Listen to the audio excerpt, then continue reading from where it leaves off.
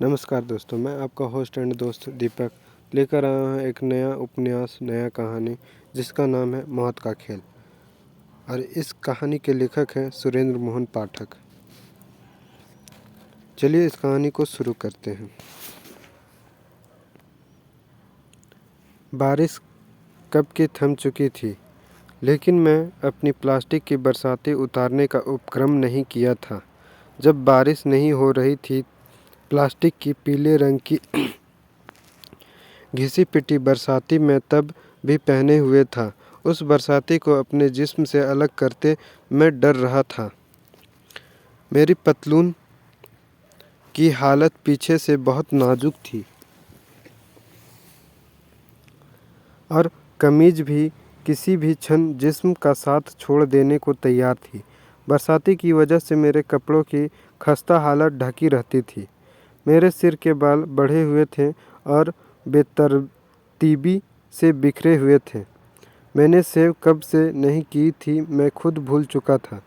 इन तमाम बातों की वजह से और 2 दिन से खाना न खाया होने की वजह से मेरे चेहरे से मासूमियत तो टपक ही रही थी, साथ में मैं कमज़ोरी का भी अनुभव कर रहा था।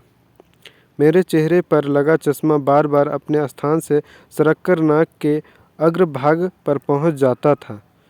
मैं बम्बई के विक्टोरिया टर्मिनस स्टेशन की लॉबी में एक बेंच पर बैठा था और अपने भूख और कमजोरी से जड़ हो चुके दिमाग से कोई ऐसी तरकीब खोज निकालने की कोशिश कर रहा था जिससे मुझे खाना भी हासिल हो जाता और मुझे कोई अपराध भी न करना पड़ता।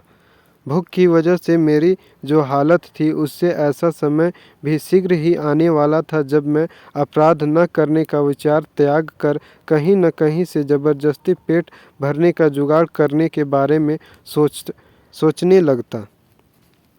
मुझे कोई तरकीब नहीं सूझ रही थी। जो आसान तरकीब बार बार हथौड़े की तरह मेरे दिमाग में बज रही थी, वह इतना टूट चुकने के बावजूद मुझे पसंद नहीं थी। अभी मैं हालत से इस हद तक समझौता करने के लिए तैयार नहीं था कि भीख मांगने लगता। अभी मैं भीख मांगने से कम गिरे हुए तरीके पर गौर कर रहा था। एक सूट-बूट-धारी साहब मेरे सामने से गुजरा। गुजरते समय वह सिगरेट का एक टुकड़ा नीचे फेंक गया। वह टुकड़ा पूरे सिगरेट के 1/3 से भी अधिक था। मैंने होठ पर जुबान फेरी। खाना मैं 2-3 दिनों से नहीं खाया था, लेकिन सिगरेट मैंने 1 हफ्ते से नहीं पिया था। मैं यूँ झिझकता हुआ सिगरेट उठाने के लिए नीचे झुका जैसे अभी कोई मुझे किसी दूसरे का सिगरेट उठाने के अपराध में गिरफ्तार कर लेगा। मेरा चश्मा मेरी नाक से ढलकर नीचे आ गिरा। मेरे मुंह से एक सिसकारी निकली और मैंने जल्दी से चश्मा उठा लिया। चश्मा सही सलामत था। मेरे मुंह से शांति की दीर्घ निश्वास निकल गई। मैंने दूसरा हाथ बढ़ाकर सिगरेट का जलता हुआ टुकड़ा उठा लिया। मैंने चश्मे को मजबूती से नाक पर जमाया और सिगरेट का टुकड़ा होठों से लगा लिया। मैं बड़े प्यार से सिगरेट के छोटे छोटे कस लेने लगा। सोच रहा था कि शायद सिगरेट के धुएं की गर्मी से मेरे दिमाग की मोम पिघले और मुझे पेट भरने का कोई तरकीब सूझ जाए। एक ज़माना था जब सिगरेट पीना तो दूर, अपने धार्मिक संस्कारों की वजह से मैं उसको छूने तक को तैयार नहीं होता था। लेकिन न अब वह ज़माना बाकी था और न उस ज़माने का मैं बाकी था। अब मैं एक बहुरूपिये की ज़िंदगी जी रहा था और इस ज़िंदगी में सिगरेट जैसी मामूली चीज़ से परहेज की कोई गुंजाइश नहीं रह गई थी। विशेष रूप से तब जबकि सिगरेट नोशी मेरे बहुत ही सलामती में मददगार थी। आज मैं कथित विमल कुमार खन्ना मुंबई वीटी के बेंच पर बैठा हुआ इतनी बड़ी दुनिया में एकदम तन्हा इंसान था जिसने 2 दिन से खाना नहीं खाया था। मेरे कानों में एक अधिकारपूर्ण स्वर पड़ा। मैंने सिर उठाकर देखा। मेरे सामने एक कुर्ता पजामा और टोपीधारी सूरत से गुजराती लगने वाला लगभग 50 साल का गोल मोटोल आदमी खड़ा था। उसने पैने दृष्टि से मेरे चेहरे पर देखा। फरमाइए, मैंने बोला। मैंने सिगरेट का आखिरी कस लगाकर उसे ज़मीन पर फेंक दिया। कई बार आदमी की ज़ुबान से निकला एक इकलौता शब्द भी उसके दिल में झांकने का रास्ता बना देता है। शायद ऐसा ही कुछ मेरे बारे में उस गुजराती ने अनुभव किया। शायद उसे मुझसे ऐसी शिष्ट उत्तर की आशा नहीं थी। मैंने अगर उसकी ए के बदले में क्या मांगता है कहा होता तो सारा सिलसिला ज़्यादा स्वाभाविक मालूम होता। उसके चेहरे पर थोड़ी नरमी आ गई। कौन हो तुम? उसने नम्र स्वर में प्रश्न पूछा। भूखा हूँ जनाब, मैं बोला। मैंने तुमसे यह नहीं पूछा। मैं इस वक्त आपको अपना इससे बेहतर परिचय देने की स्थिति में नहीं हूँ। मेरा मतलब है कोई काम दाम करते हो? एकदम बेकार हूँ जनाब। कोई काम, कैसा भी काम दिलवाइए ना। काम कहाँ रखा है? वह तनिक त्रिक्त स्वर में बोला। मैंने किसी और वजह से तुमसे यह सवाल पूछा था। वह आदमी कुछ क्षण मुझे घूरता रहा और फिर बोला, 2 रुपए कमाना चाहते हो? मेरा दिल उछलने लगा। अपने सामने खड़ा आदमी मुझे 2 रुपए की कीमत के भोजन से सजा हुआ थाल मालूम होने लगा। लेकिन शीघ्र ही मैंने स्वयं पर काबू पा लिया। बदले में मुझे क्या करना होगा? मैंने संदिग्ध स्वर में पूछा। कुछ भी नहीं, गुजराती बोला। काम बहुत आसान है। अगर तुम वाकई भूखे हो तो तुम्हें उसको करने से कोई ऐतराज़ नहीं होगा। काम क्या है? मैंने दिल्ली के लिए 3rd क्लास स्लीपर की बुकिंग करवानी है। जिस दिन मैंने जाना है उस दिन की बुकिंग कल सुबह से आरंभ होगी। लोग सुबह 4 बजे से ही लाइन में आकर लगने शुरू हो जाएंगे। अभी 11 बजे हैं और बुकिंग लाइन में अभी से 3 आदमी खड़े हैं। बुकिंग सुबह 9 बजे आरंभ होगी। उस समय तक लाइन इतनी लंबी हो जाएगी कि मुझे टिकट मिलना असंभव हो जाएगा। मैं बूढ़ा आदमी हूँ। मुझ में इतनी हिम्मत नहीं कि मैं अब से लेकर सुबह 9 बजे तक 10 घंटे लाइन में खड़ा रह सकूं। अगर मेरी जगह सुबह तक के लिए तुम अभी लाइन में लग जाओ तो मैं अभी तुम्हें नगद 2 रुपए दूंगा। जनाब, आप लाइन में नहीं खड़े रह सकते क्योंकि आप बूढ़े हैं, मैं धीरे से बोला।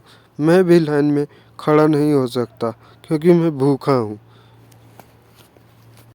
लेकिन 2 रुपए मिलने के बाद तो भूखे नहीं रहोगे।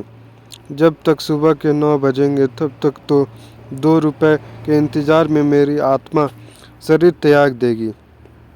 तुम भले आदमी हो ना? गुजराती झिझकता हुआ बोला। कोई सर्टिफिकेट तो नहीं है मेरे पास, लेकिन अगर आप मेरी ज़ुबान पर विश्वास करें तो भला आदमी हूँ। मेरे 2 रुपए लेकर भाग तो नहीं जाओगे? अगर मेरा ऐसा ही कुछ करने का इरादा होगा तो मैं भला आपको 2 रुपए लेकर क्यों भागूंगा? आपका टेटुआ दबाकर आपका सारा माल नहीं साफ कर दूंगा? मेरे साथ आओ। मैं उठकर उसके साथ हो लिया। वह मुझे एक बुकिंग ऑफिस के पास ले आया।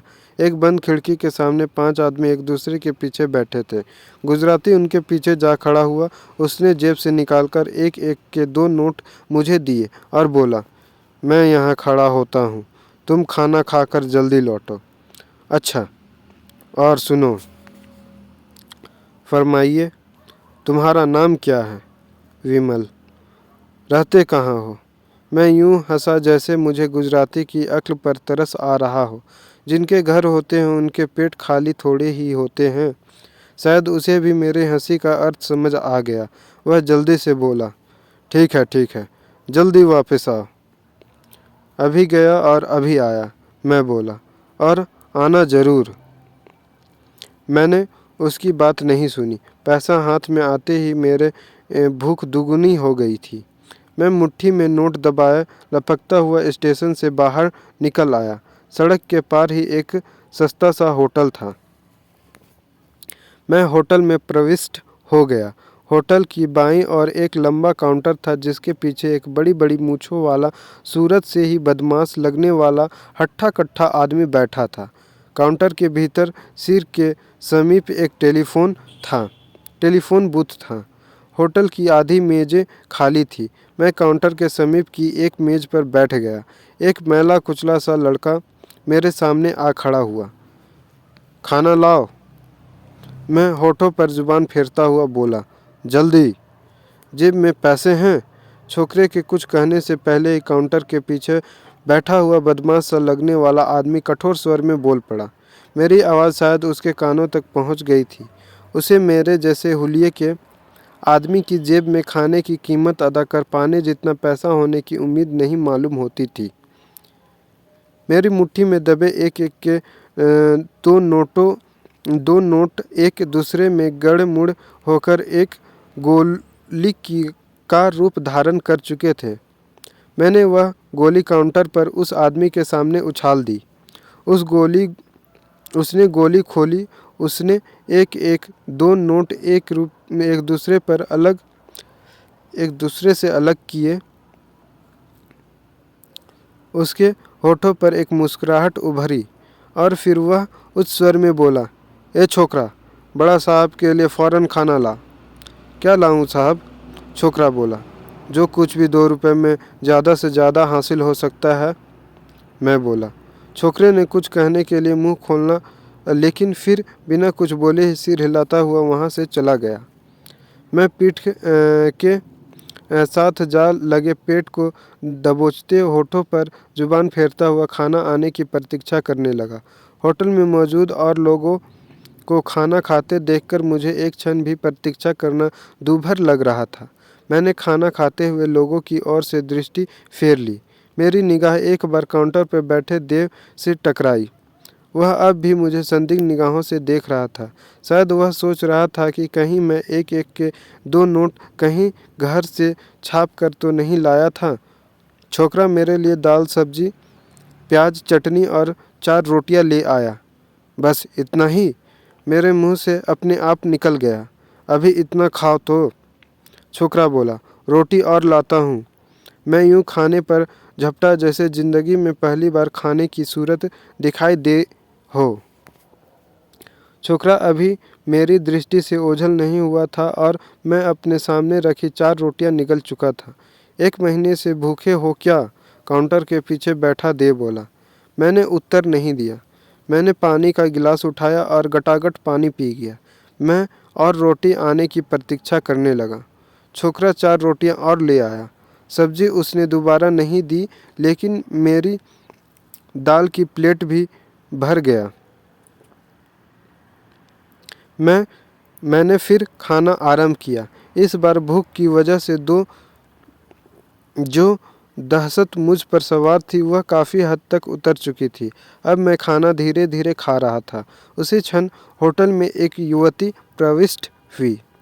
अब से 10 मिनट पहले अगर जितनी आमन भी मेरे सामने से गुजर जाती तो मुझे खबर नहीं होती, लेकिन अब मेरे पेट में खाना था और निगाहों में वक्तीय संतोष की चमक थी।